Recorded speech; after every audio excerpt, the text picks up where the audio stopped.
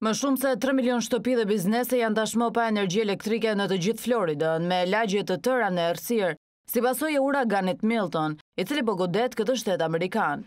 Nonse ishte parashikuar të ishte një uragan i kategorisë 5, pasi ka zbarkuar në Florida, fuqia e tij është ulur në një uragan të kategorisë 3. Në kontën e St. Louis janë konfirmuar persona të vdekur, megjithse numri i viktimave është i paqartë. Miliona njerëz u larguan nga Florida gjatë së mërkurës pas dhjetra paralajmërimeve për përmbytje, tornado dhe stuhi.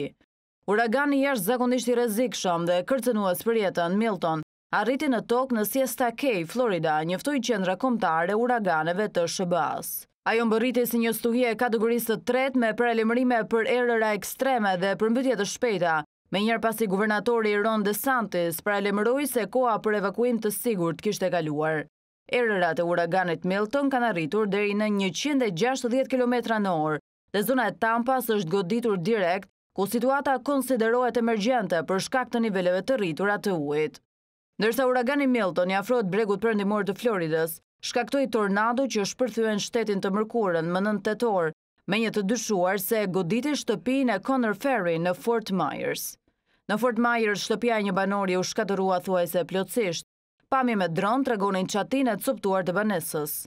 Ishte erë shumë e fortë, ndoshta për 15 minuta dhe dritaret u shkatruan menjëherë si të ishte një shpërthim. Kapa me shpejtësi 200.000 dhe u futa poshtë krevatit. Qendra kombëtare e uraganeve njoftoi të mërkurën se pavarësisht rënjes së fuqisë së uraganit, Milton mund të vazhdojë të ketë forcën e një uragani të madh dhe se do të mbetet i tillë përgjatë së enjtes ndërsa përshkron Floridan.